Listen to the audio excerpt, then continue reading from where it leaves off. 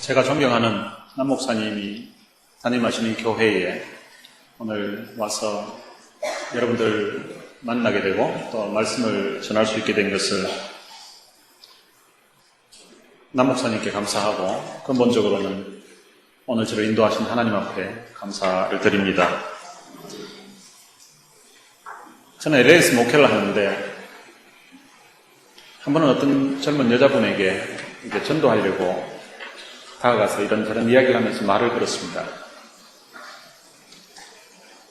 제가 이런저런 이야기를 하다가 어떤 일을 하시는지 한번 물어봤습니다. 저 어떤 일 하세요? 이렇게 물어봤더니 그 자매님이 한 30대 초반 정도 보이는데 아주 쿨하게 저 술집에서 일해요. 이러는 거예요. 목사인 제가 술집에서 일한다는 그 자매의 이야기를 듣고 보니까 그 영혼이 너무 불쌍한 것 같은 거예요. 그래서 참 안타까운 마음에 한 가지 더 물어봤습니다. 술집에서 일하신 지는 얼마나 되셨어요? 이렇게 물었습니다. 그랬더니 그 자매가 10년 넘었어요. 이러는 거예요. 제가 보기에 그냥 한 30대 초반 정도 보이는데 10년이 넘었다고 하니까 거의 20대 초반부터 술집에서 일했을 걸 생각하니까 더 불쌍하게 보이는 거예요. 그래서 너무 불쌍하게 보이고 너무 안타까운 심정이 들어서 어떻게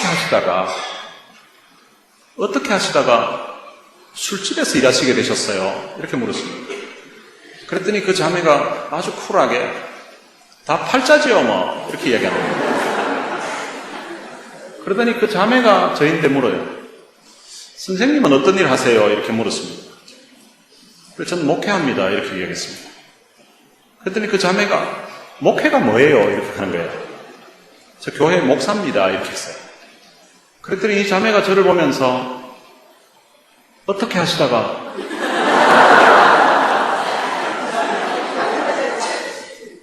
목사님이 되셨어요. 이렇게 하는 거예요. 그래서 저도 이야기했습니다. 다 팔자지요 뭐.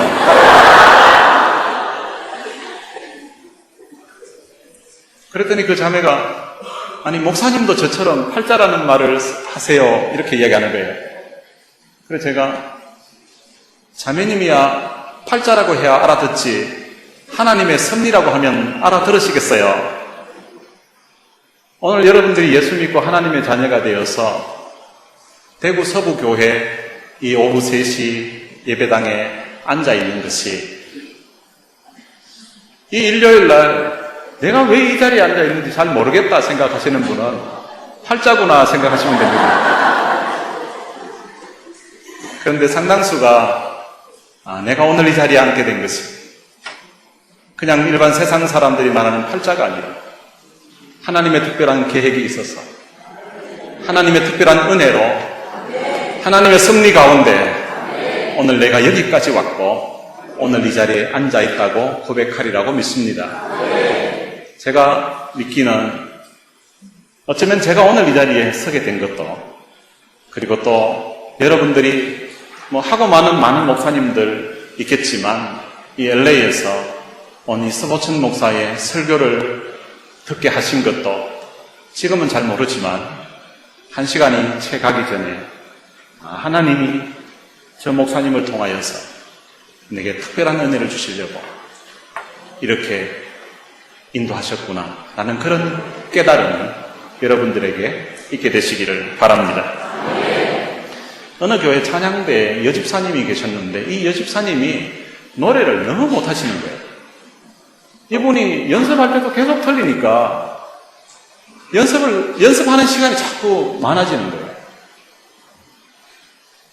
혹시 성가대원 중에 저 나 이야기 아닌가 이런 생각을 혹시 하시는 분이 있을 수 있고 또 찬양대 중에서 우리 교회 찬양대에는 그렇게 노래 못하는 사람이 아무도 없고 그래서 지휘자 신경 쓰이게 하고 하는 사람이 아무도 없다고 생각하는 사람이 있으면 혹시 그 사람이 힘들게 하는 그런 사람일 수도 있습니다. 근데 이 집사님이 노래를 너무 못하니까 이게 연습할 때도 자꾸 틀리니까 연습을 많이 하게 되니까 다른 성가대원들이 어떤 데는 짜증이 나는 거예요. 연습은 그렇다 치고 어떤 데는 이렇게 오늘처럼 아주 은혜롭게 찬양을 하는 순간에 이분이 또 목소리가 커가지고 중간에 이래 막 불협화음이 나오는 거예요. 그러면 막 지휘자도 막 너무 긴장이 되고 어떤 데는 막 연습한 것이 야 오늘 완전 저 집사님 때문에 찬양곡을 망쳤다는 이런 생각이 들기도 하는 거예요. 그래서 찬양대원 몇 분이 담임 목사님을 찾아갔습니다. 목사님, 그 집사님 있잖아요. 노래 못하시는 집사님. 그분 내년에는 찬양대 임명 안 했으면 좋겠다고 이렇게 이야기를 한 거예요. 아니, 목사님이 여러 분이 와가지고 그렇게 이야기하니까 목사님도 또 그런 생각도 들기도 하고 해서 그 집사님을 불렀습니다. 집사님, 내년에는 집사님이 찬양대 말고 교회 다른 부서에서 좀 봉사했으면 좋겠다고.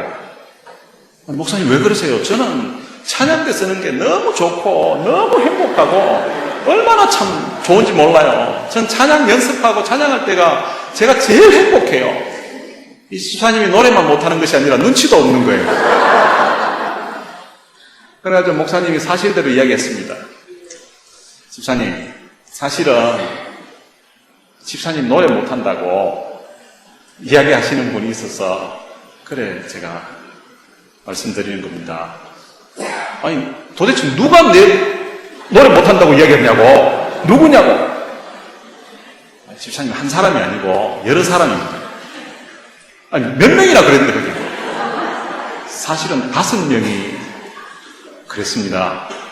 아 목사님 뭐 5명까지 그래요.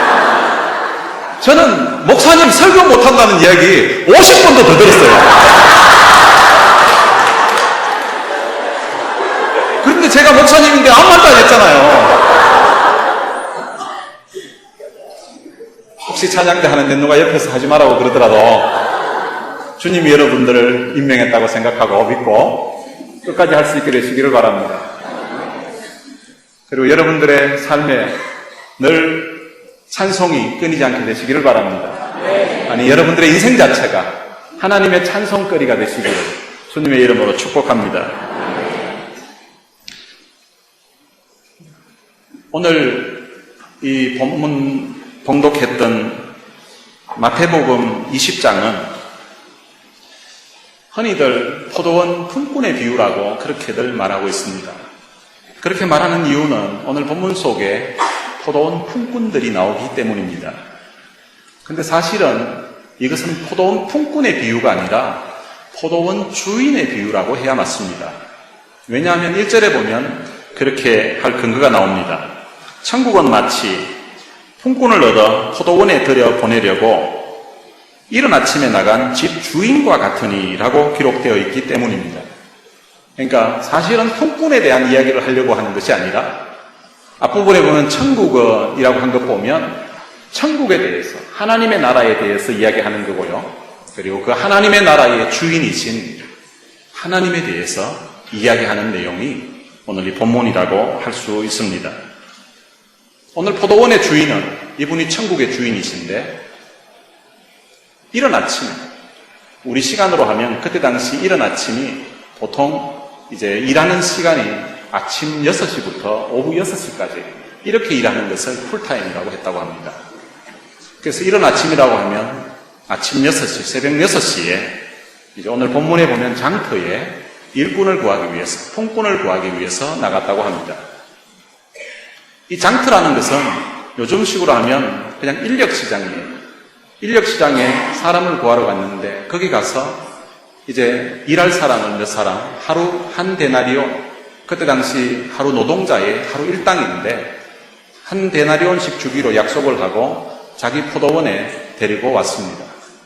그 다음에 이제 우리 시간으로 오늘 본문에는 3시라고 되어 있는데 우리 시간으로 하면 이제 오전 9시 이 포도원 주인은 또 그 장터에 인력시장에 품꾼을 구하러 갔습니다. 그 중에 몇 사람을 또 선택해가지고 그들에게 상당히 주겠다고 약속을 하고 내 포도원에 가서 일하라고 했습니다. 그리고 또 정확하게 3시간 뒤인 12시에 이 포도원 주인은 또 장터에 나가서 사람을 데리고 왔습니다. 그리고 또 정확하게 3시간 뒤인 오후 3시에 또 장터에 가서 사람을 데려왔습니다. 근데 드디어 이제 오후 5시가 됐습니다. 여러분, 오후 5시 같으면, 그때 당시 일 마치는 것이 오후 6시였으니까, 이제 일할 시간이 채 1시간밖에 남지 않았는데, 근데 이번에는 2시간 간격을 두고서 또 장터에 가서 사람들을 데려와서 자기 포도원에서 일하게 했습니다. 이제 하루 일과가 마치는 오후 6시가 되었습니다. 이 포도원 주인은 재정을 맡아 있는 그 청지기에게 싹을 나누어 주라고 했습니다. 그런데 이 주인이 싹을 나누어 줄 때에 맨 나중 온 사람부터 나누어 주라고 그렇게 했습니다. 맨 나중 온 사람은 오후 5시에 왔기 때문에 1시간밖에 일하지 않았습니다. 근데 사실은 그때 당시 장터는 예루살렘에 있었는데 포도원은 예루살렘에서 좀 떨어진 외곽에 있었습니다. 그래서 그곳까지 걸어가려고 하면 20분에서 한 30분 정도 걸어가야 되는 그런 상황입니다. 그러니까 실제 일한 시간은 30분 정도밖에 일을 하지 못한 사람입니다. 근데 그 사람에게 청지기가 주인의 명을 받아서 품삯을 나누어 주는데 하루 일당인 한 데나리온을 주는 것입니다. 여러분, 이 사람은 자기가 부름받은 그 시간부터 해도 1시간밖에 되지 않았기 때문에 자기가 한 데나리온 받을 것이라고는 전혀 기대도 하지 않았을 것입니다. 그런데 자기에게 한 데나리온을 주는 것입니다. 12시간 일해야 한 데나리온 받는데, 그런데 자기는 12분의 1 데나리온만 받아도 사실은 감사한 상황인데, 근데 한 데나리온을 받았으니까 얼마나 좋았겠습니까? 너무 좋아서 감격했을 것이라고 생각되어집니다.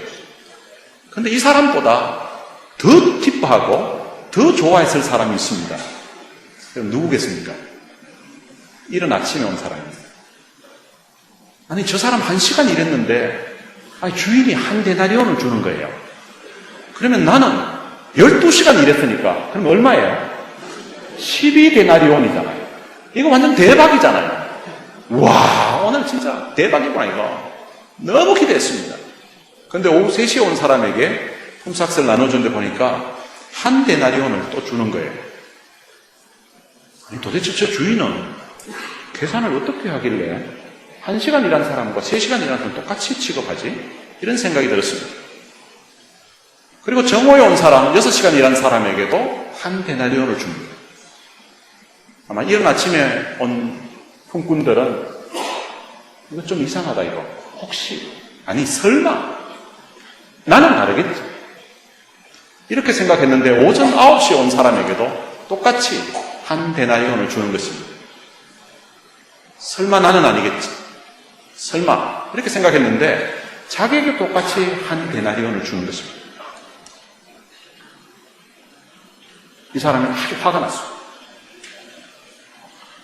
어떻게 주인이 이런 식으로 나를 대할 수 있냐? 1시간밖에, 아니 땀 흘릴 시간도 없이 일했던 그 사람에게도 한 데나리온을 주고 하루 종일 수고하면서 더위를 견뎠던 나를 어떻게 똑같이 대우를 하냐고 하면서 원망하고, 오늘 본문의 마지막 부분에 보면 주인이 악하다고 그렇게 표현했다고 합니다. 여러분, 저는 사실은 이 주인이 좀 이해가 되지 않습니다. 제 같으면 이렇게 돈 나눠주지 않습니다. 왜 자기 돈 주면서 자기가 욕을 얻어먹냐고요. 저 같으면 이렇게 나눠줍니다. 나눠줄 때에 제일 이른 아침에 아침 6시에 온 품꾼들을 부릅니다. 자네들 이리 와. 오늘 수고했네. 아침에 한 데나리온 주기로 내가 약속을 했지. 아, 예, 그렇습니다. 여기 한 데나리온인데 혹시 내일도 우리 포도원에 와서 일할 생각이 있나? 아, 예, 불러주시면 감사하죠. 그러면은 내일은 장터에 가지 말고 아침에 우리 포도원으로 그냥 와. 아이고, 감사합니다. 그러면서 반응할 거예요. 그러면은 이제 가보게. 이렇게 해서 대문 나서는 거 보고 그 다음 9시에 온 사람을 부르는 거예요. 9시에 온 자네들 이리 오게. 자네도 오늘 우리 포도원에 와서 수고했네.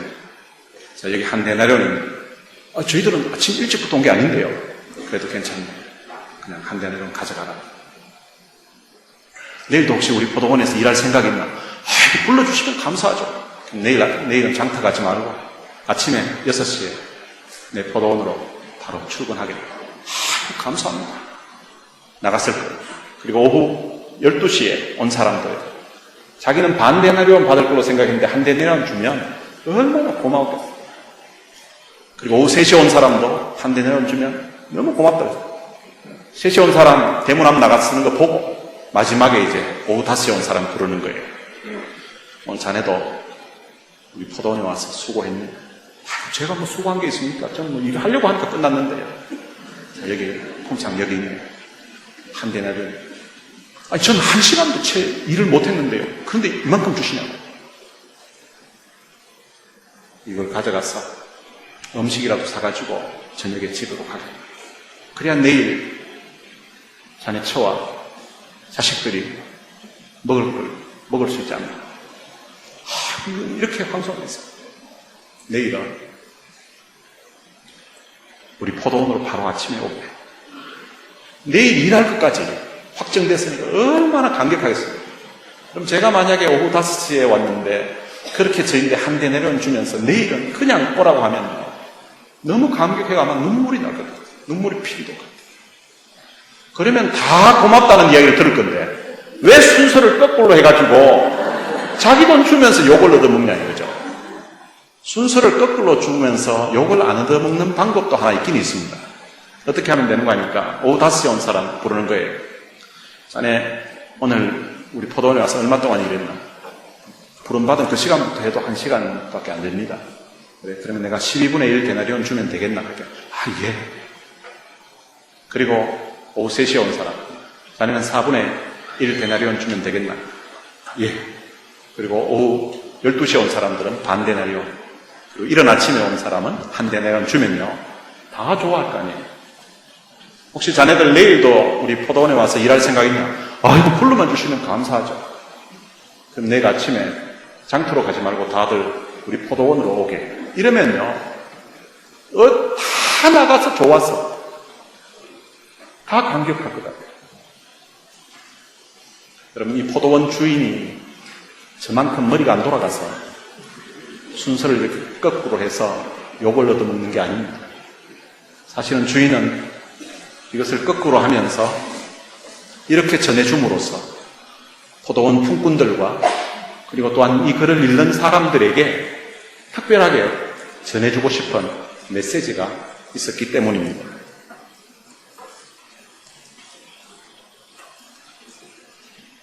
저는 특별히 오후 5시에 온 이 사람들을 한번 여러분들과 함께 생각해 보려고 합니다. 오후 5시에 온 사람은 아마 이른 아침에 꼭 자기 아내가 도시락을 싸줬을 수도 있을 것 같아요. 이른 아침부터 일어나서 이제 장터에 일하기 위해서 하루 품꾼으로 이제 쓰임받기 위해서 찾아왔을 것 같습니다. 근데 포도원 주인이 아침 6시에 오더니 자네, 저 뒤에 있는 자네, 그리고 자네 이렇게 해서 오라고 해서 사람들을 픽업해서 데려갔습니다. 근데 오전 6시에 자기는 뽑히지를 못했습니다. 그리고 시간이 1시간, 2시간, 3시간이 흘렀습니다. 이제 오전 9시가 됐습니다. 또 포도원 주인이 오더니 또 품꾼들이 있는 그 사람들을 보더니 자네 이렇게 해서 몇 사람을 뽑아서 가는데 그때도 뽑히지를 못했습니다. 그리고 시간이 또 1시간, 또 2시간, 3시간이 흘러서 이제 오후 12시 정오가 되었습니다. 여러분, 그때 12시만 해도 그래도 희망을 품을 수는 있습니다. 인력시장에서 사용하는 전문 용어로 그때 부름을 받아도 반타작은 할 수 있기 때문인 것입니다. 그런데 그때 포도원 주인이 왔는데 그때에도 자기는 뽑히지 못했어요. 그러다가 또 1시간, 2시간, 3시간이 흘러서 이제 오후 3시가 되었습니다. 사실 오후 3시 같으면 그날 일하기는 이제 어려울 상황일 수도 있습니다. 어느 포도원 주인이 오후 3시에 이제 곧 해가 지려고 하는데 그때 일을 하겠다고 사람을 구해가겠습니까?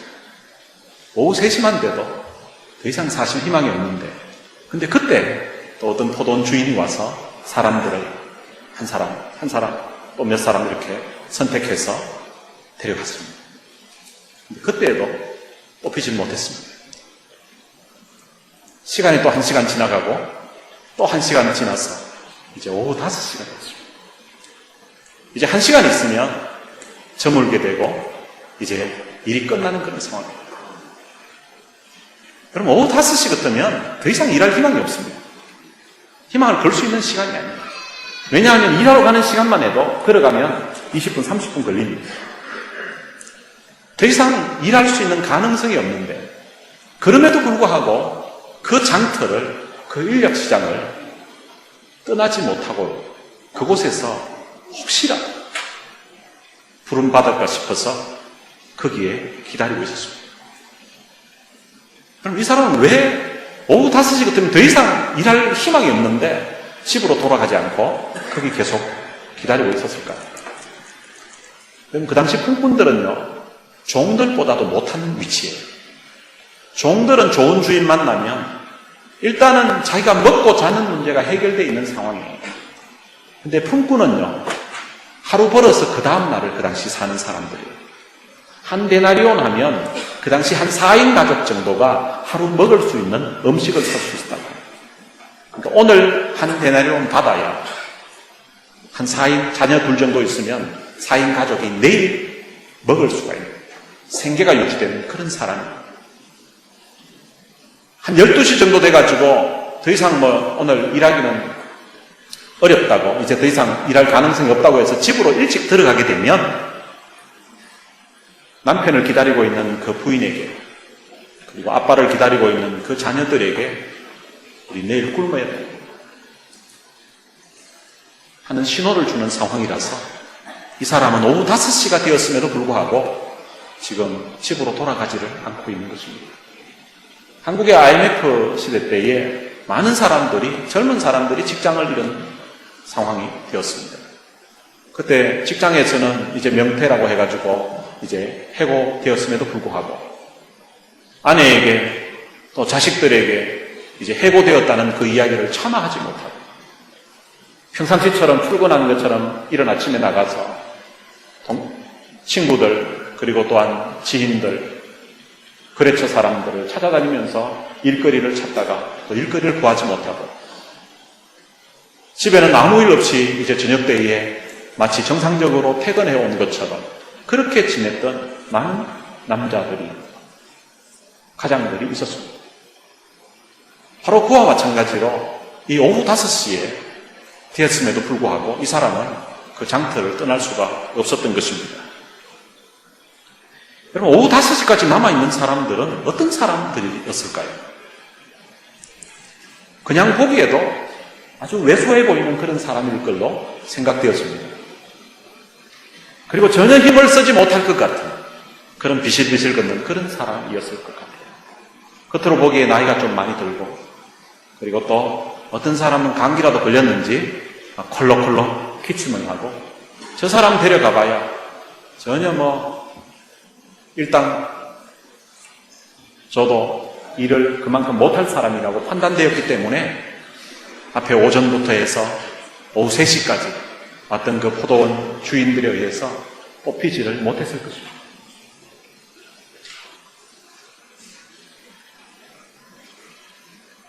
포도원 주인이 품꾼들에게 물었습니다. 너희는 어찌하여 종일토록 놀고 여기 서 있느냐? 그들이 대답했습니다. 우리를 품꾼으로 쓰는 이가 없다고 그렇게 했습니다. 그들을 품꾼으로 쓰는 사람이 없다는 것입니다. 오후 5시 같은 인생은 더 이상 희망을 품을 수 없는 사람들입니다. 막장 인생이라고 할 수 있습니다. 절망의 인생이라고 할 수 있습니다. 그런데 오후 5시 같은 그런 인생도 천국에 하나님의 나라에는 희망을 품을 수 있다는 것입니다. 사람들이 보기에 오후 5시 같은 그런 절망적인 상황, 더 이상 희망을 품을 수 없는 그런 상황이라 할지라도 하나님 나라에는 하나님 앞에 나오게 되면 희망이 있다는 것입니다. 이 마태복음을 처음 읽는 독자들은 어떤 사람이었는가 하면 그 당시 로마 식민지 하에 있었던 유대인들이었습니다. 로마 식민지 하에 있었기 때문에 사실 식민지 하에 있는 사람들이 무슨 희망이 있겠습니까? 사실은 그 시대의 모든 유대인들이 어떻게 보면 영적으로 오후 5시간 아무런 희망이 없는 그런 삶을 살고 있었던 것입니다.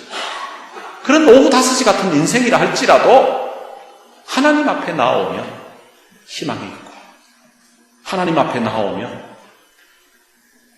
다시금 새롭게 출발할 수 있다는 것을 전하고 있는 것입니다. 여러분, 제 인생도 오후 5시 같은 그런 절망적인 상황에 놓였던 적이 있었습니다. 제가 한국에서 신학을 하면서 이제 전도사로 처음 사역할 때였는데 제가 20대 초반이었습니다. 허리를 다쳐가지고 한 18개월 동안 제가 고생을 했습니다.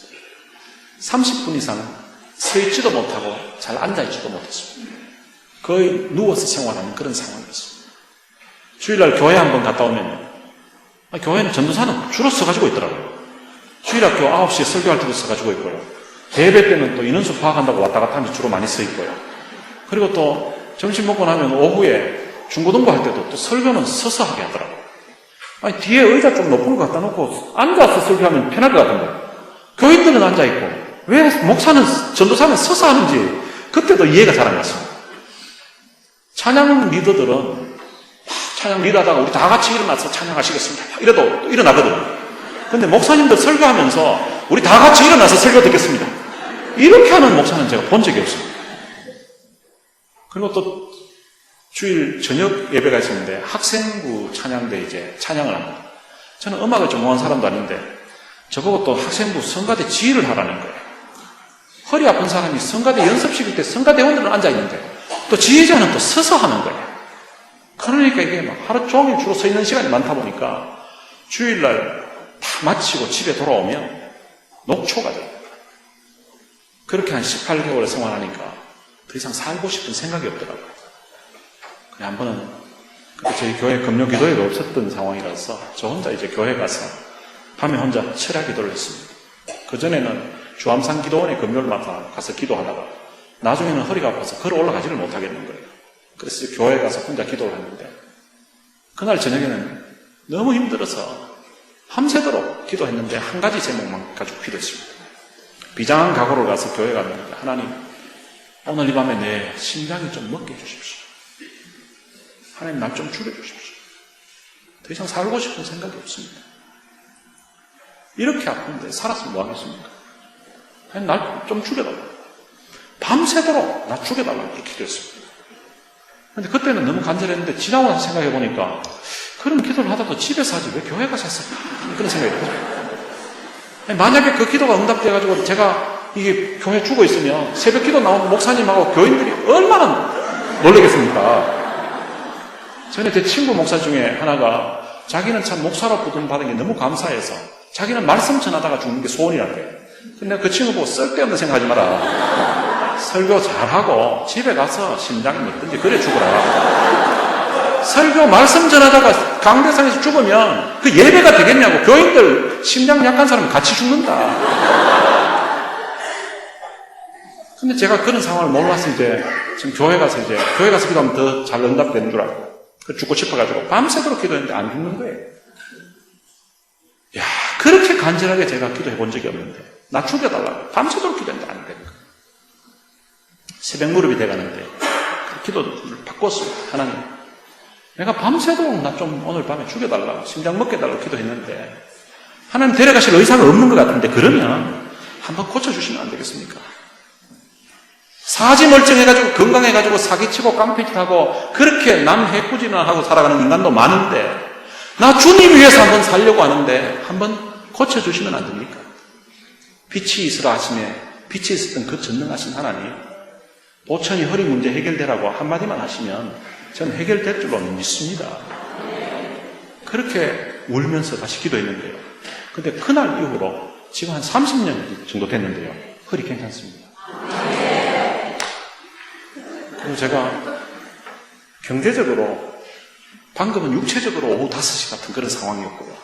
제가 경제적으로 오후 5시 같은 그런 상황을 경험했던 적이 있습니다. 제가 26년 전에 미국에 유학을 갔습니다. 근데 돈이 그때 당시 800만 원, 그게 제 전 재산이었는데 그거 가지고 유학 갔어요. 근데 거기 가서 이제 한 8개월 정도 있다 보니까 돈이 다 바닥이 나고 전 재산 15불 남았어요. 지금 돈으로 하면 한 15,000원 정도 남았어요. 근데 그때 이제 첫애가 한 6개월 정도 됐는, 한 6개월 정도 된 아기가 있었는데, 5개월, 6개월 정도 된 아기가 있었는데, 근데 이게 한 2주 전에 감기가 걸려가지고, 밤마다 기침을 하는 거예요. 근데 병원에 가려고 하면, 의사 만나는데 30분. 제가 15불밖에 없으니까 병원에 데려가지를 못합니다. 병원을 안 가고 있으니까 이 어린애가 밤마다 막 기침을 하고, 어떤 데는 열도 나고 이러는데, 너무 힘든 거예요. 근데 그런 상황에서 제가 전도사로 있던 교회 담임 목사님이 나가라는 거예요. 여러분, 제 설교를 들어보면 알겠지만 설교 그렇게 못한 편 아니겠죠? 제가 설교를 할 때 처음에는 목사님이 은혜롭고 좋다고 했는데, 근데 한 번은 교회에 대한 설교를 하라 그래가지고 제가 안디옥 교회, 그 제목을 이상적인 교회 해가 제가 설교를 하면 했거든요. 다른 뭐 예화 쓴 것도 없고 그냥 성경 본문 그대로 전했어요. 뭘 전했는가 하니까 안디옥 교회는 정말 이상적인 교회가 너무 하나님 기뻐하시는 그런 교회였다. 초대교회 참 많지만 그 가운데 가장 이상적이고 가장 아름다운 교회 같다고. 왜 이상적인가 하면 거기에 첫 번째로 좋은 목회자 있었다. 바나바는 착한 사람이고 바나바는 정말 훌륭한 인격자였다. 그리고 거기에 부목사님이 있었는데 요즘식으로 하면 그 사도 바울. 그분은 더 이상 설명할 필요도 없이 너무나 참 훌륭한 사람이었다. 그리고 목회자가 훌륭한 것이 아니라 또 교인들도 아주 훌륭했다고.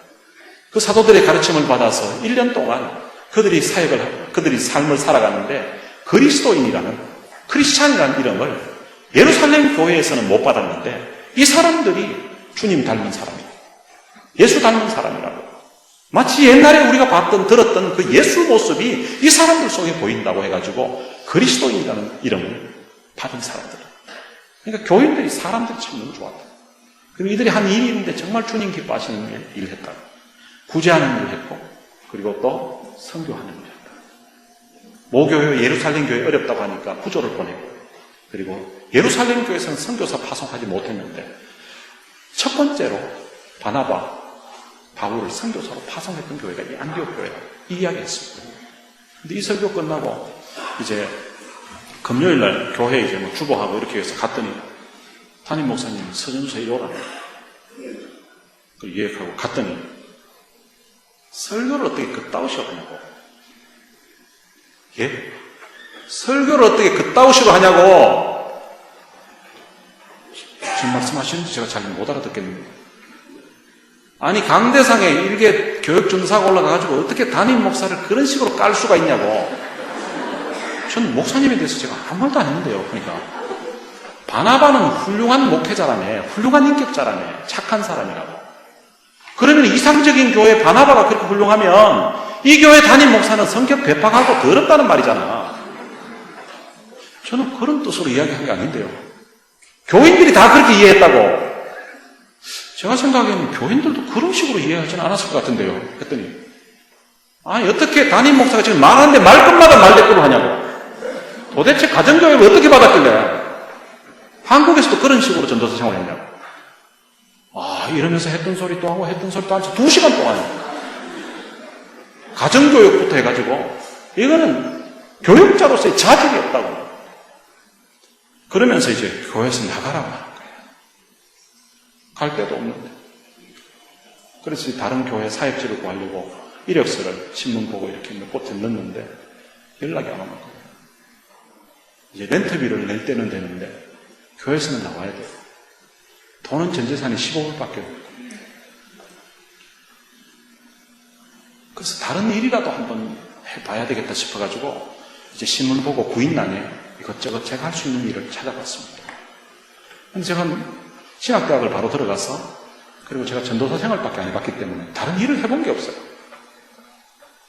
그래가지고 저는 이제 뭐 헬퍼 같은 건 아무나 하는 줄 알고 페인트 헬퍼, 청소 헬퍼, 그 다음 주유소 캐시어라고 주유소에 계산하는 거 있잖아요. 뭐 그런 것들. 그리고 딜리버리, 뭐 자동차로 운전만 하면 되니까. 이렇게 해가지고 동그라미를 쳐보니까 엄청나게 많은 거예요. 야, 이 중에 하나만 하면 되겠구나 생각하고 이제 전화를 해봤습니다. 전화를 했더니 거의 절반 정도는 이미 구했다고 그래요. 아니, 구했으면 빼지. 전화 요금 나오는데. 그리고 또 어떤 데는 전화를 하니까 영주권 있냐고 물어요. 그리고 영주권 없다고 하니까 안 된다는 거예요. 그리고 또 어떤 데는 또 페인트 헬퍼나 이런 걸 전화해서 물었더니 경험 있냐고 물어요. 그리고 경험 없다고 하니까 그러면 못한다고. 주유소 캐시어는 그냥 뭐 돈만 받고 이렇게 하면 될 것 같아가지고 전화를 했더니 영어 잘하는가 물어요. 뭐 어느 정도 간단한 회화는 이렇게 의사소통을 합니다 이러니까 미국 온 지 얼마나 됐냐고 물어요. 8개월 됐습니다. 8개월 됐습니다 이러니까 그러면 안 된대요. 그냥 8개월 해가지고 영어가 안 된다는 걸 주인이 아는 거예요. 근데 딜리버리면 그것만 남았는데 딜리버리 전화해보니까 혹시 LA 지리 잘하는지 물어요. 잘 모르는데 그러니까 안 되는 거예요. 제가 갈 수 있는 데가 하나도 없는 거예요. 그냥 며칠 계속 신문을 보고 이렇게 해도 없는데 한 군데 보니까 인쇄소에서 사람을 구한다는 거예요. 교회에서 뭐 회지도 만들고 주보 만들고 이렇게 그 워드 이렇게 그 타이핑하는 그 실력이 있으니까 인쇄소에 한번 지원해보자 싶어서 전화를 했더니 집에 전화번호부 책자 있는지 물어요. 아, 예, 있습니다. 그랬더니 그 전화번호부 책자하고 한 페이지를 똑같이 만들고 그리고 이력서 해가지고 내일 10시까지 자기 회사로 오라는 거예요. 이때까지 오라는 데가 없었는데 오라는 그 이야기 듣고 얼마나 좋던지 밤새도록 이제 그 전화번호부 책자하고 비슷하게 만든다고. 근데 이게 주보 만드는 실력하고 인쇄소에서 그 실력하고는 다르잖아요. 그래도 어쨌든 간에 막 비슷하게 만든다고 막 밤새도록 이제 타이핑을 하고 그리고 이제 준비를 해가지고 이력서를 가지고 갔습니다. 그 다음에 갔더니 사장님이 그 인쇄소에 있는 그 컴퓨터를 이렇게 보여주시는데요. 이게 이제 제가 사용하는 컴퓨터하고 다른 거예요. 그걸 보여주는데 프로그램을 이렇게 보여주면서 이거 할 수 있겠냐고 묻는 거예요. 처음 보는데 그걸 어떻게 합니까? 근데 지금 이때까지 수없이 전화했는데 이제 오라고 한 때가 이게 처음인데 못한다고 하면 안 될 게 뻔하잖아요. 그래서 가르쳐 주시면 할 수 있겠습니다. 가르쳐 주시면 작은 소리로 이야기하고 할 수 있겠다는 이야기를 크게 이야기했습니다. 그랬더니 사장님이 연락 지금 인터뷰할 사람 몇 사람도 있는데 연락 주겠다는 거예요.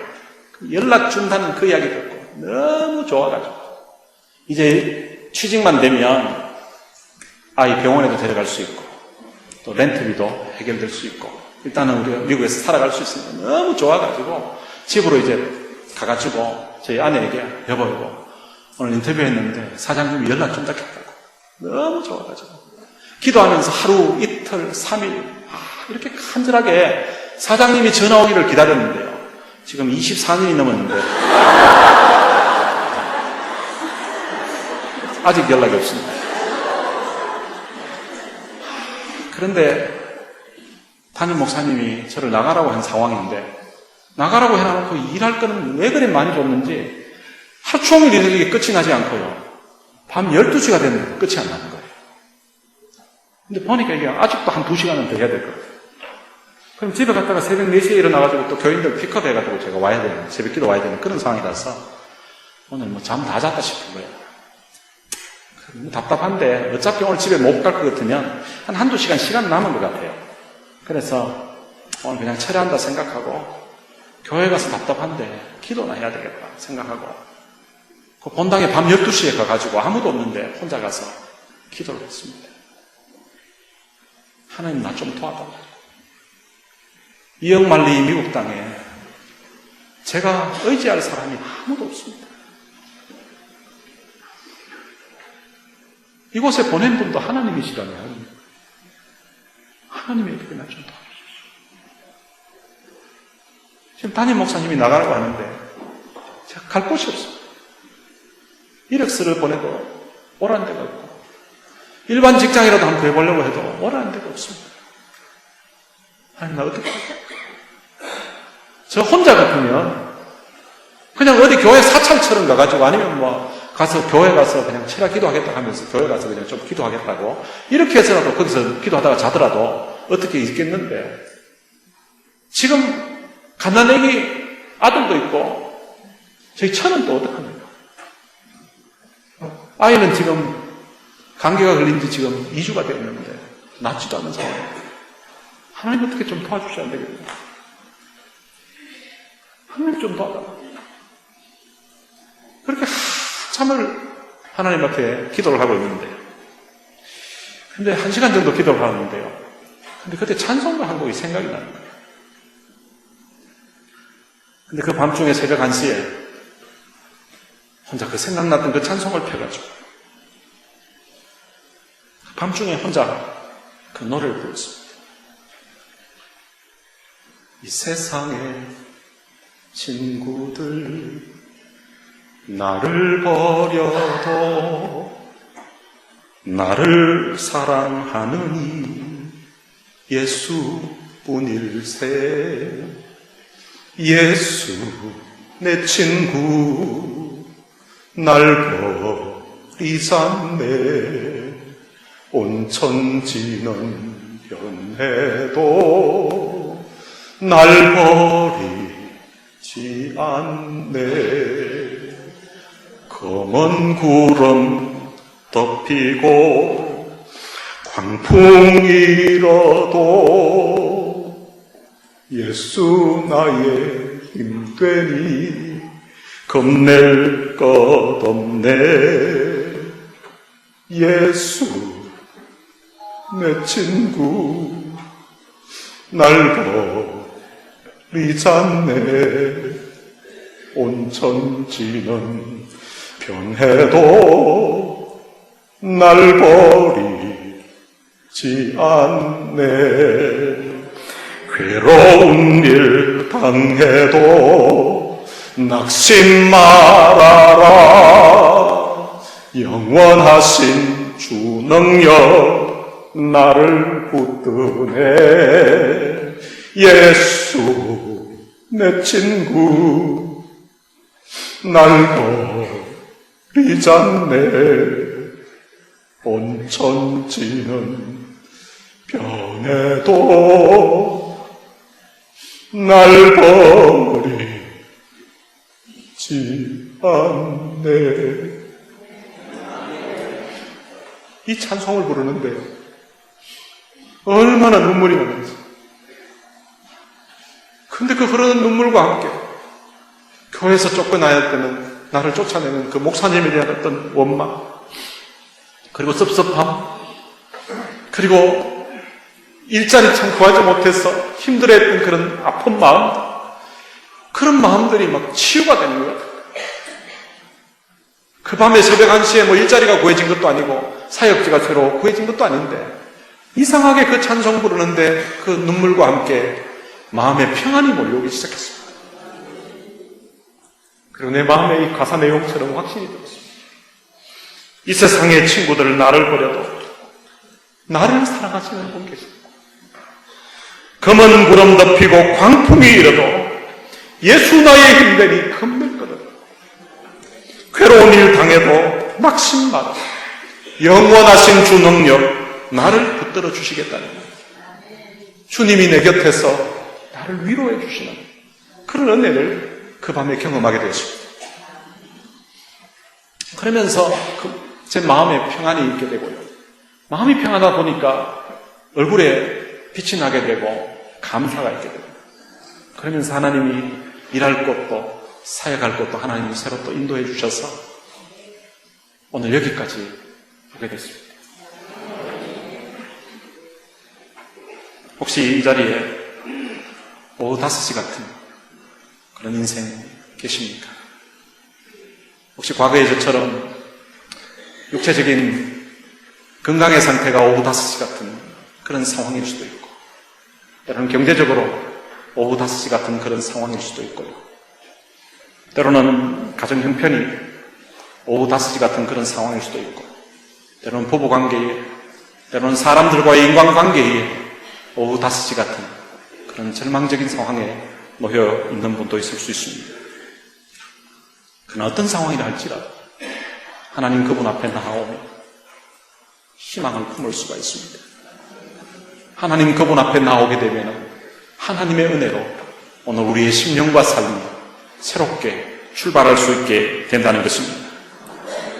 사실은 영적으로 보면 오늘 이 자리에 있는 우리 모두가 다 오후 5시 같은 그런 사람들이었습니다. 예수님 아니었으면 하나님의 은혜의 보좌 앞에 나올 수 있는 인생이 아무도 없었습니다.